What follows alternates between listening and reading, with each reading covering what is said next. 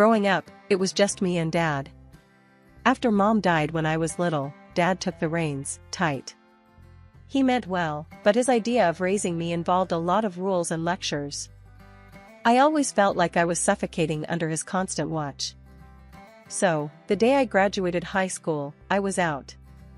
I headed straight to college on a full ride, courtesy of my knack for numbers and hard work. College was my breath of fresh air. I was on my own, making my own rules. I studied accounting, worked my tail off, and landed a job at a firm as an assistant while still in school. By the time I graduated, they bumped me up to a full accountant, handling major accounts like I was born for it. 2 years later, life threw me a curveball named Eric. Met him through friends at one of those gatherings I usually avoided but felt like crashing that night. Eric was different, easygoing, and laughed a lot. He didn't come with that heavy vibe some guys did, trying to pin you down and map your whole life out in front of you. We hit it off, talking about everything from old-school hip-hop to our mutual disdain for overcooked pasta. It wasn't long before we started dating. He was a breath of fresh air, making me laugh and actually listening to what I had to say. It felt like a partnership, which I hadn't realized I was missing. Eric talked a lot about how he dreamed of making music, and even played the guitar for me. One evening, lounging at his place, Eric casually said, holding the guitar in your hands, "Carly, I think it's time you met my folks. They've been nagging me about meeting the girl who's got my attention." I froze a bit at that. "Meet your parents, huh? That sounds serious." He chuckled. "Nah, it's cool. They're chill. Not like your old man, I promise." We went for dinner at his parents' house the following weekend. I was on edge, expecting the third degree, but it was nothing like that. His mom was sweet, and his dad was this laid-back guy who joked more than he talked. No interrogations, just good food and a lot of laughs. They seemed genuinely nice, not trying to pry or dictate anything. It was so different from the life I knew with Dad. They didn't even flinch when I talked about my job and how I liked living life on my terms.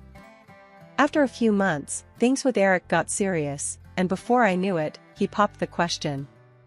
We got married in a small ceremony, just us and a few close friends. I didn't invite Dad. I couldn't deal with his scrutiny, not on that day.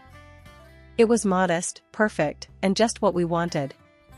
No fuss, no drama. Driving back from the courthouse, Eric grabbed my hand and squeezed. "So, Mrs. Carly Phillips, how's it feel to be stuck with me?"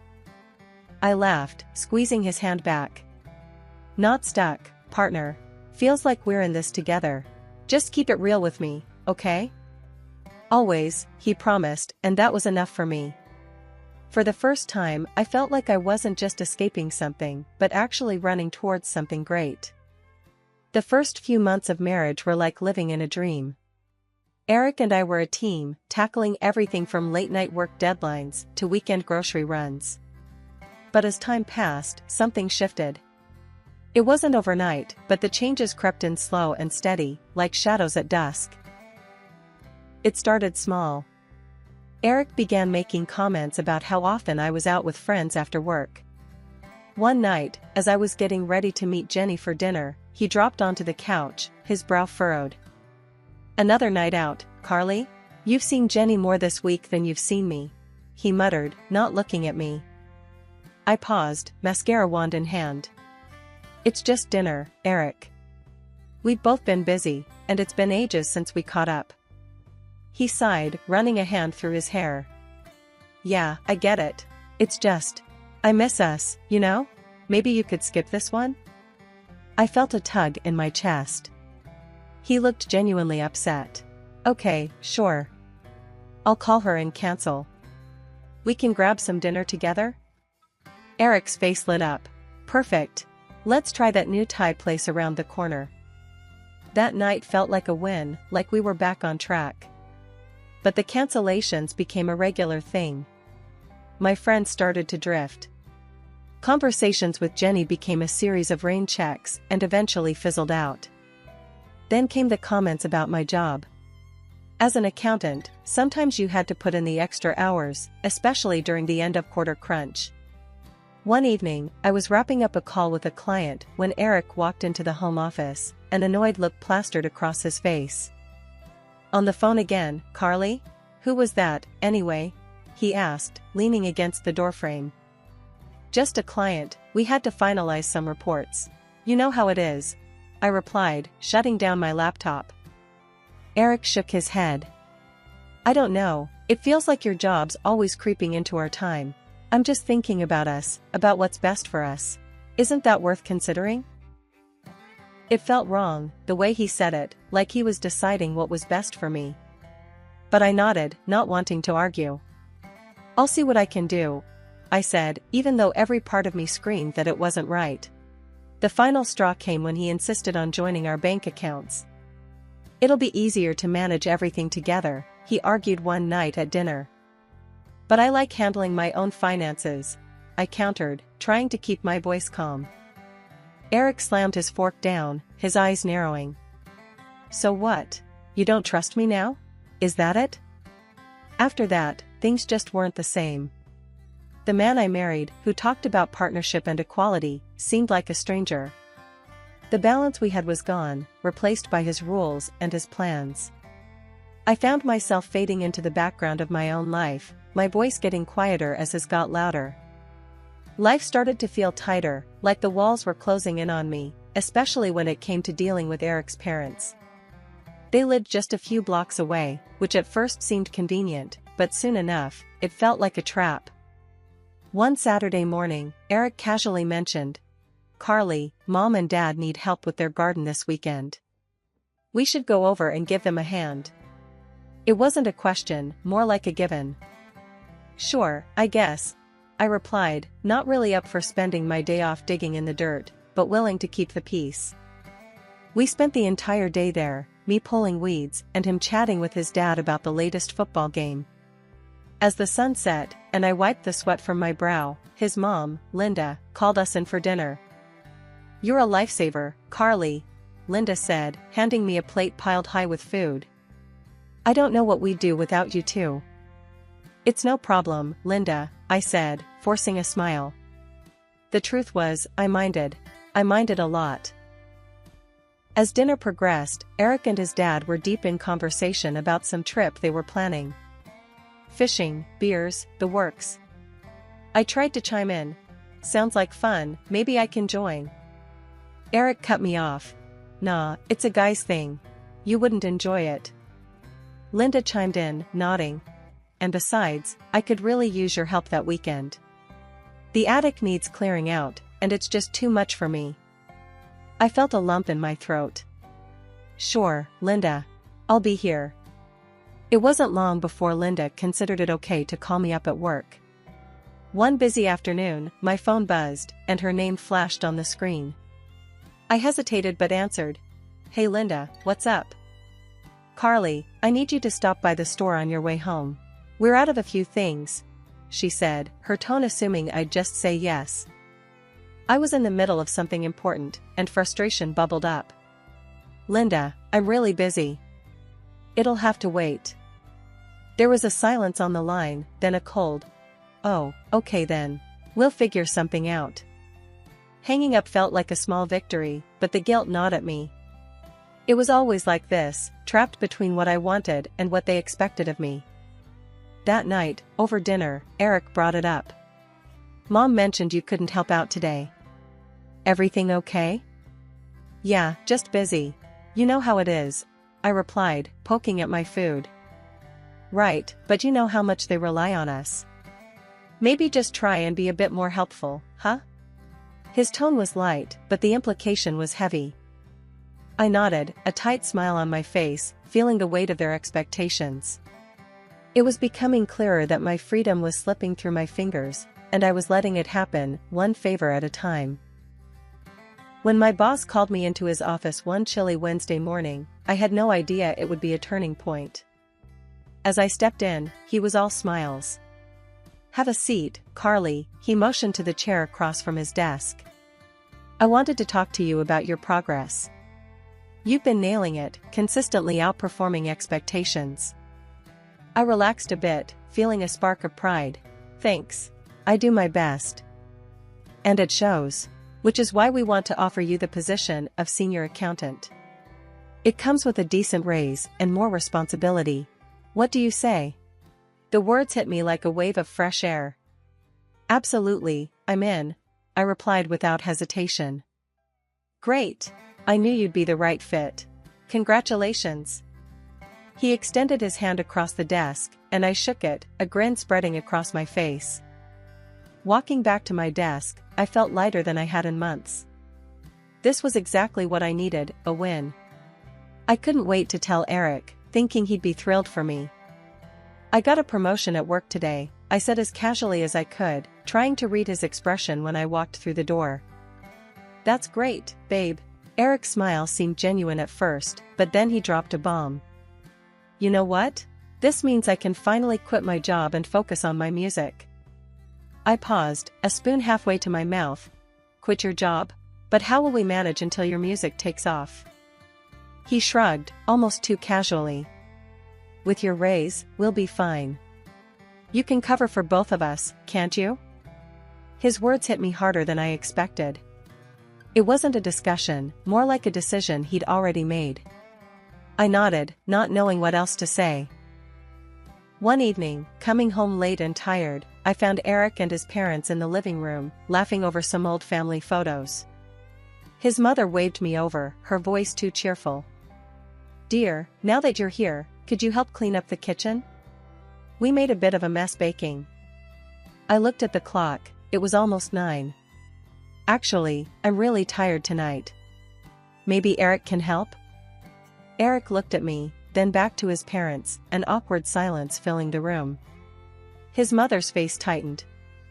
Oh, I wouldn't dream of making him work now. He's been so busy today. And you know, a wife helps her family. I bit back a sharper reply, nodding slowly.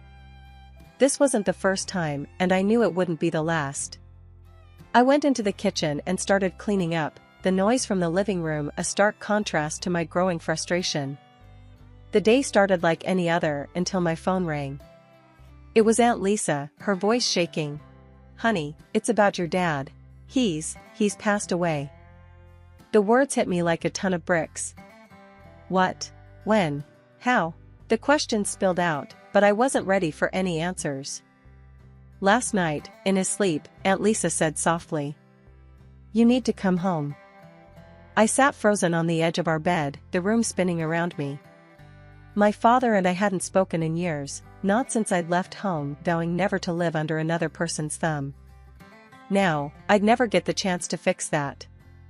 I wiped away the tears and found Eric in the living room, his eyes glued to the TV. Eric, my dad died. I need to go back home for the funeral. I need you to come with me. My voice broke with each word.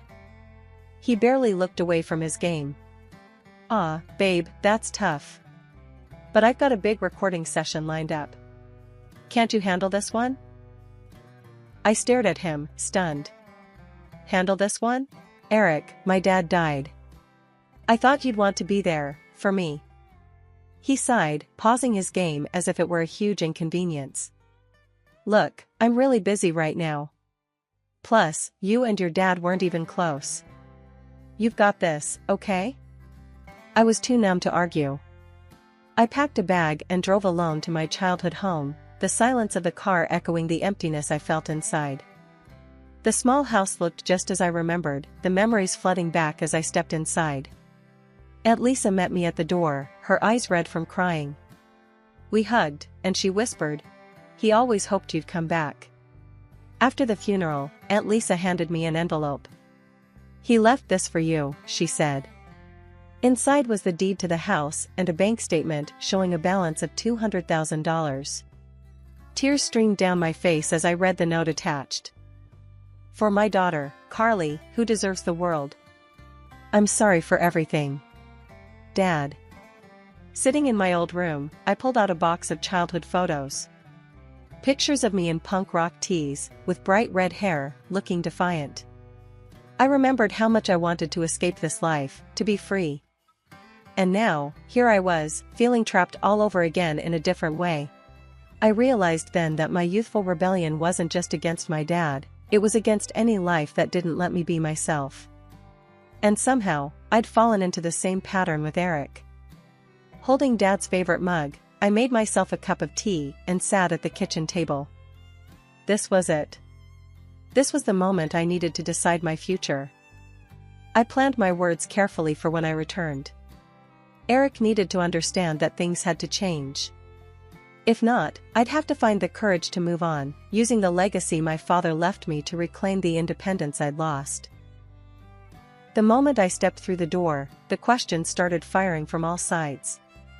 "So, how much did your old man leave you?"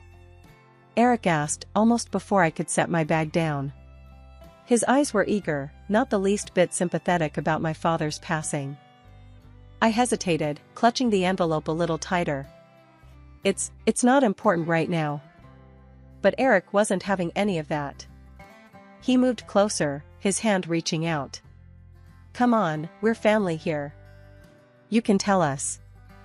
Before I knew it, he had snatched the envelope from my grasp and ripped it open. His eyes scanned the contents quickly, and a grin spread across his face. 200,000. Can you believe it?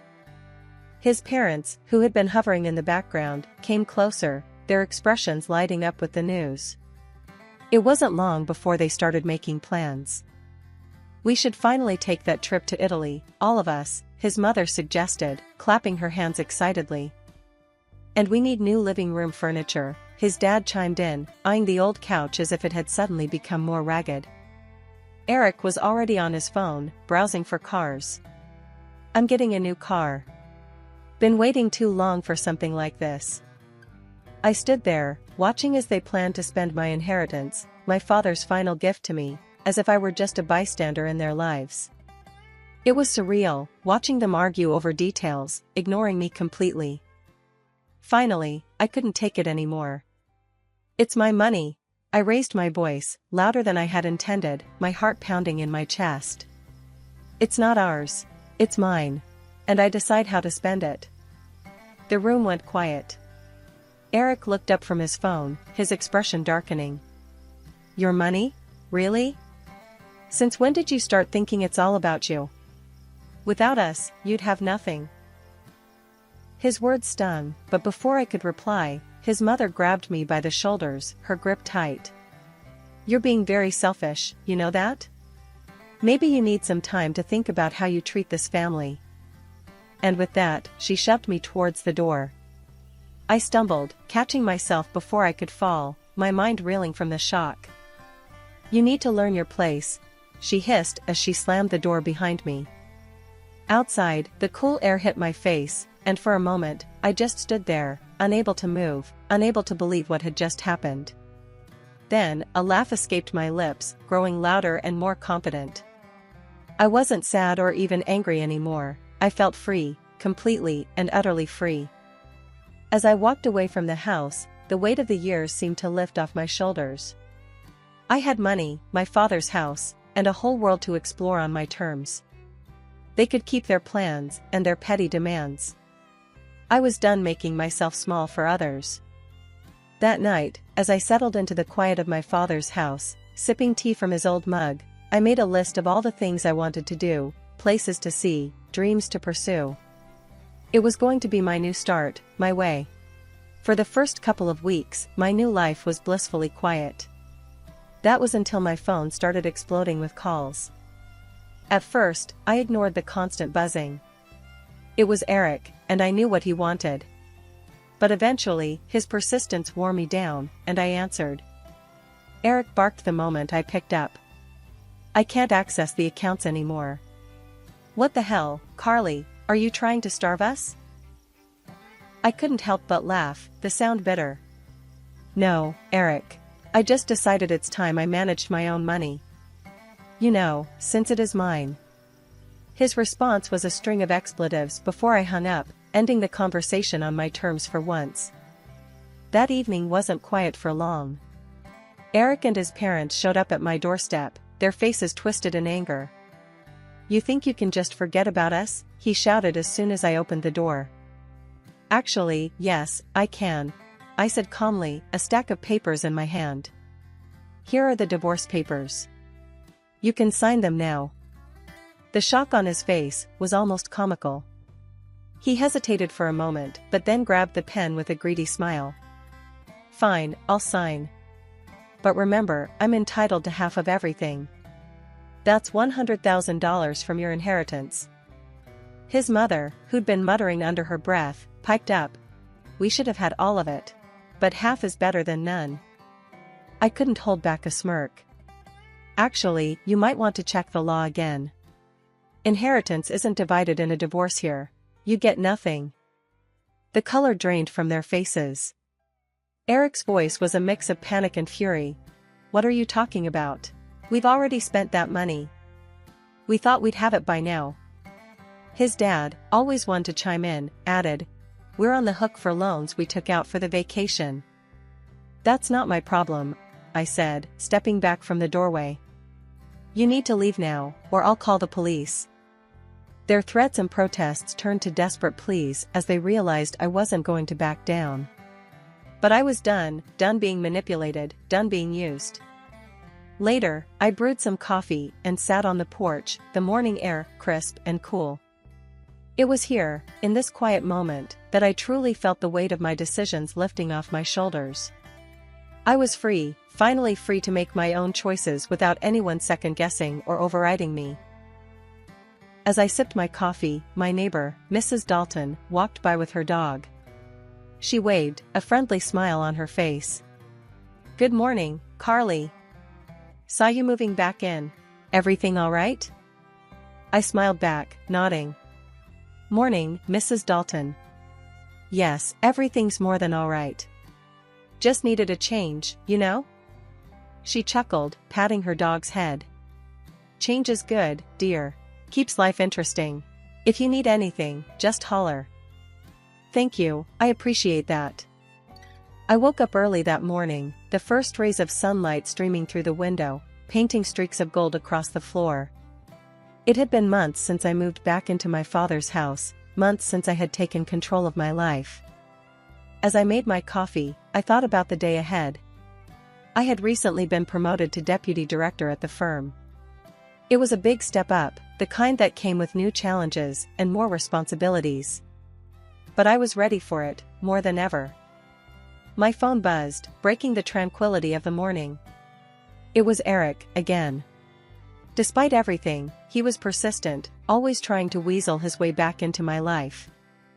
Hey, Carly, his voice crackled through the speaker, laced with a faint warmth I knew all too well. I'm busy, Eric. What do you want? I didn't have time for pleasantries. Just wanted to talk, see how you're doing, he replied, trying to sound casual. I'm doing great, better than ever actually, I said firmly, wanting to make it clear that his absence was a large part of my happiness. That's good, that's good. Listen, I was thinking maybe we could meet up, you know, catch up properly? I sighed, the annoyance clear in my breath. Eric, there's nothing left to say. You need to move on, just like I have. There was a pause on the line, a moment of silence as he processed my words. You know, I really am sorry for everything. I've changed. People don't change that quickly, Eric. And I've moved on. Goodbye. I hung up without waiting for a reply, feeling a surge of control. Since the divorce, Eric and his parents had spiraled downward. They had sold their house to cover debts, but it wasn't enough. Now, they lived crammed in a small rented apartment, chased by creditors they couldn't evade. Each attempt Eric made to pull me back into that chaos only strengthened my resolve to push forward on my own path. At work, I threw myself into my new role. My team was dynamic and supportive, responding well to my leadership style. We were currently navigating through a complex merger that tested all our skills. As the day wound down, I left the office feeling accomplished and headed home. The house welcomed me with its familiar warmth and comfort. That evening, I decided to treat myself to a nice dinner out. At the restaurant, I enjoyed a quiet table by the window, a good book in hand. Midway through my meal, I couldn't help but overhear a conversation at the next table. A couple was deep in discussion about the difficulties of managing family expectations in a marriage. I listened, a rueful smile playing on my lips. How well I understood that. Driving home later, the streets quiet and the night sky clear, I felt an overwhelming sense of peace. My life was entirely my own now. I had fought hard for this independence, and I would continue to protect it at all costs.